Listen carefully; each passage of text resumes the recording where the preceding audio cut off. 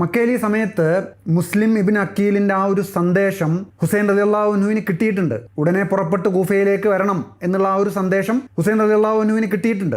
ഇത് ഹുസൈൻ റളിയല്ലാഹു അൻഹുവിന്റെ മക്കയിലുള്ള അവസാനത്തെ നാളുകളാണ്. കൂഫയിലേക്ക് പോകുന്നുണ്ടോ ഇല്ലയോ എന്നുള്ളതിനൊരു ഉറച്ച തീരുമാനം ഉണ്ടാവണം. കൂഫ ഹുസൈൻ റളിയല്ലാഹു അൻഹുവിന് അറിയാത്ത സ്ഥലമൊന്നുമല്ല.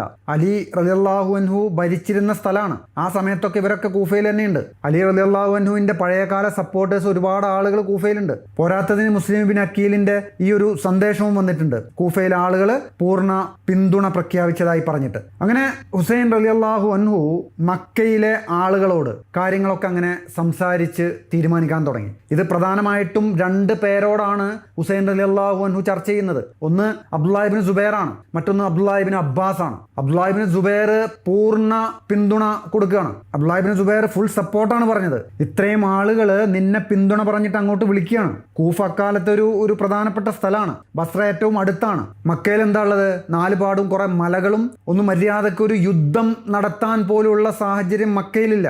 അബ്ദുല്ലാഹ് ഇബ്നു സുബൈർ പറഞ്ഞു, നിന്റെ സ്ഥാനത്ത് ഞാനായിരുന്നെങ്കിൽ ഞാനിപ്പോ കൂഫയിൽ ഉണ്ടായിരുന്നേനെ എന്ന് പറഞ്ഞു. നിന്റെ സ്ഥാനത്ത് ഞാനായിരുന്നെങ്കിൽ ഞാനിപ്പോ കൂഫയിലെത്തിയേനെ എന്ന് പറഞ്ഞു. ഇത് ഹുസൈൻ റളിയല്ലാഹു അൻഹുവിന് ഒരു പ്രേരണയായി. എന്നാൽ ഇനി മുന്നോട്ട് തന്നെ എന്നുള്ള ഒരു ചിന്തയായി. അബ്ദുല്ലാഹ് ഇബ്നു സുബൈറിന്റെ ഇത്തരത്തിലുള്ള ഒരു നീക്കം അത് അബ്ദുല്ലാഹ് ഇബ്നു അബ്ബാസിന് അറിയാമായിരുന്നു എന്നാണ്. അതുകൊണ്ട് തന്നെ അബ്ദുല്ലാഹ് ഇബ്നു അബ്ബാസ് ഹുസൈൻ റളിയല്ലാഹു അൻഹുവിന്റെ അടുത്ത് പറയുന്നുണ്ട്, നീ അബ്ദുല്ലാഹ് ഇബ്നു സുബൈർ പറയുന്നത് കേൾക്കണ്ട, നിന്നെ ഇവിടെ നിന്ന് മാറ്റിയിട്ട് അധികാരം ഉറപ്പിക്കാനാണ് അവൻ ശ്രമിക്കുന്നത് എന്ന് പറയുന്നുണ്ട്. മാത്രമല്ല ഈ കൂഫക്കാര് അവരെ വിശ്വസിക്കാൻ കഴിയില്ല, അവർ വഞ്ചിക്കും, അതുകൊണ്ട് നീ കൂഫയിലേക്ക് പോകരുത് എന്ന് പറയുന്നുണ്ട്. പക്ഷെ ഹുസൈൻ റളിയല്ലാഹു അൻഹു പറഞ്ഞു, ഞാൻ അങ്ങോട്ട് ചെന്നില്ലെങ്കിൽ അവരെ എന്നെ അന്വേഷിച്ച് ഇങ്ങോട്ട് വരും. പരിശുദ്ധ ഹറമിൽ വെച്ചിട്ട് ഒരു രക്തച്ചൊരിച്ചിൽ ഉണ്ടാവുന്നതിനേക്കാൾ എന്തുകൊണ്ടും നല്ലത് ഞാൻ ഇവിടം വിട്ട് പോകുന്നതാണ് എന്ന് പറയാണ്.